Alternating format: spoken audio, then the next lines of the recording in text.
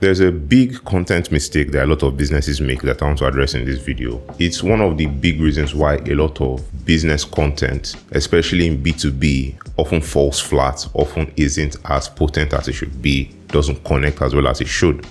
And it's this whole idea of hiring a creative to create your content. You need a creative to create content for you, of course. But what I mean is you hire a creative to create content on behalf of your company, but you don't have any professional input. Typically in B2B, we're usually professionals that get hired by other businesses to deliver on something that we're experts at, right? Then we hire, in the same vein, we hire creatives to come and deliver on what they're experts at, which is to create stuff.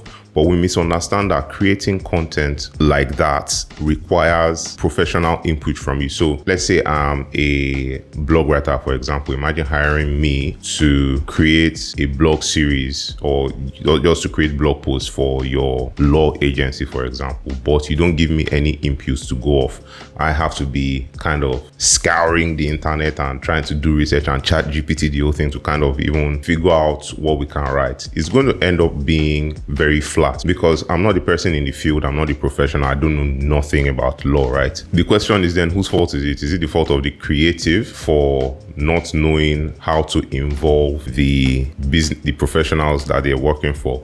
Or is it the fault of the professionals for not understanding that they need to put their professional input into the creative service that the creative has to offer? The aim of the video is not to point fingers. Pointing fingers is not constructive anyways, but I think it kind of paints a picture of the ideal way for both parties to kind of synergize and create something that is potent enough, right? So you as the creative, if you're the person that gets hired by a professional agency and they say create content and they don't give you any input, you need to have a way to extract input for them or force them to give you any input. And as a professional, ideally you should just make it a part of your process, create a process, create some kind of a framework or learn about frameworks out there. And that gives me an idea. Maybe I should create a framework to that effect, but get some frameworks to help you get the people that hired you to the table and help them to understand that we need the information to be able to package it, because the job of the creative is to package the information that they get fed by the professionals in a way that will matter to the audience, right? So you are the creative, you know how to make things look pretty, you know how to make things land,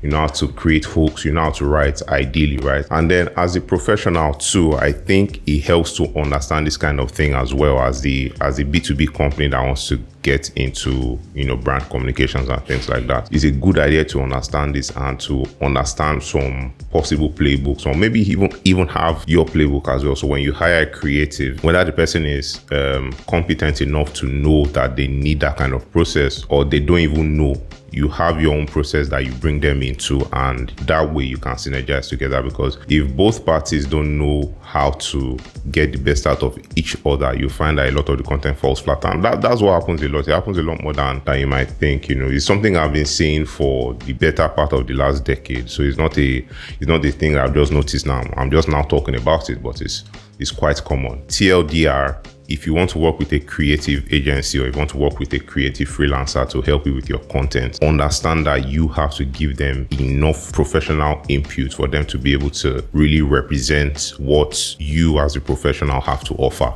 if that makes sense. Yeah, so I hope that's valuable. Like the video. Please like the video. It goes a long way for a small channel like me. That said, see you in the next one.